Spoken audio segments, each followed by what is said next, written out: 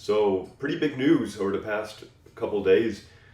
The Nord Stream pipelines have been hit by sabotage attacks. These are deep water pipelines. It would take a pretty impressive feat to damage one of these to the point that they've been damaged at. It's not something that can easily be done. There's a limited number of countries that could do it. And very interesting to see the reactions to this. Watch, interesting. I mean, this is tragic and this is dangerous, but yes, it is also interesting to watch how the news around it unfolds. You know what different states are saying. There's a lot to talk about this subject, and I'll probably do more than one video on it. But this one, I kind of want to talk about the Russian point of view. You know what this does to Russia. Now, I'm going to come right out and say, no, I don't believe Russia or Germany is sabotaging their own energy infrastructure. No, that this is some outside actor who is an enemy of Russian-German relations and a chance of them improving. But I'll leave that mainly for another video. But I think this goes to show very much the folly of Russia's calculations and assumptions going into this war, where they thought that they had things figured out, that they could pressure, blackmail, whatever you want to call it, Europe into accepting their point of view, accepting their version of global politics because of their energy policy. This has been not much of a secret, but this is like the ace up their sleeve that everybody has seen because they're showing it to everybody. Hey, look, we have this ace, and look, ooh, it's up our sleeve, and we're going to use it. And everyone, the whole world knows about this and has known about this and has been talking about this, and it just shows the folly and the foolishness of making war and making these assumptions about how a war will turn out. You know, they think that they have this airtight plan, you know, but then the enemy can and will react to it. And then where are you? You know, when someone says, oh, I'll take that ace and I'll tear it up, whoa, then what are you going to do? Now, I've said this before, you know, the talk that I had with Fritjof Speechens, really, you know, cool interview that he agreed to do with me, and I hope you can watch it. You can see the link there.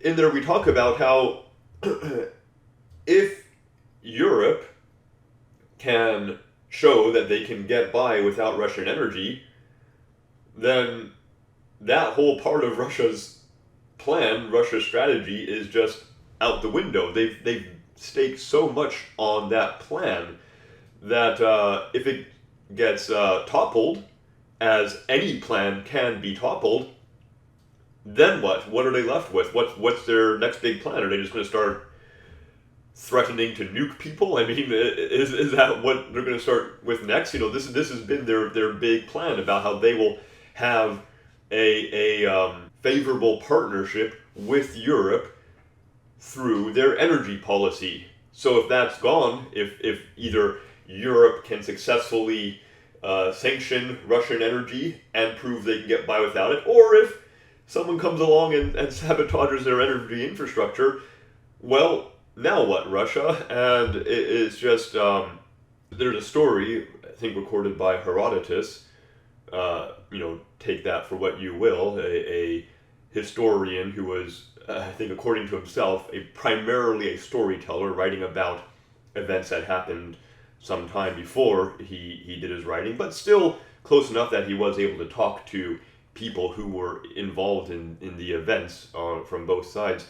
In Herodotus' history about the Persian invasion of Greece under Xerxes I, he mentions how the reaction of some of the Greeks to this coming war was to figure, well, this is something being brought on us by a man, King Xerxes, and any man can suffer catastrophe, no matter what kind of man he is or what kind of resources or powers he has.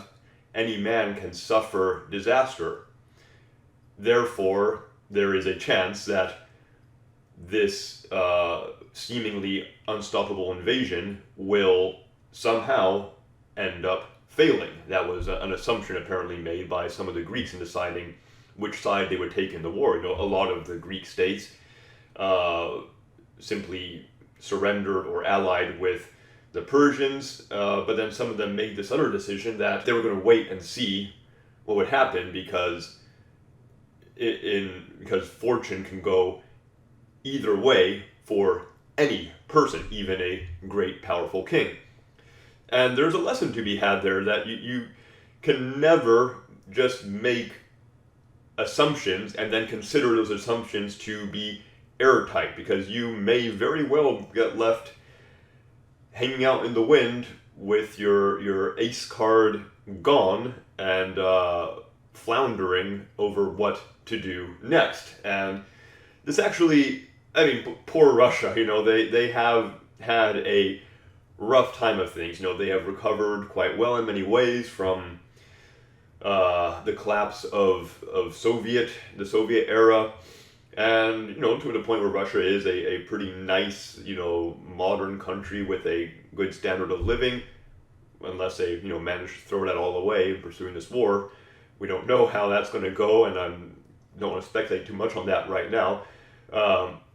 But they get caught flat-footed frequently on the geopolitical stage when they're facing off against Western intelligence agencies and just the many intricacies that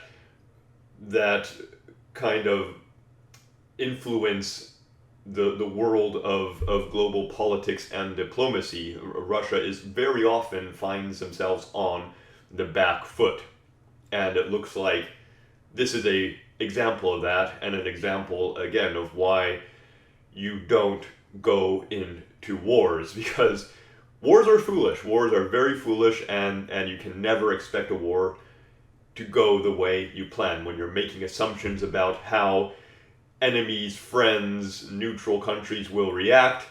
Those are just assumptions, and it's a pretty sure thing that those assumptions are going to get changed around, flattened down, burned, blown up, whatever, once the war starts. And here's an example of that.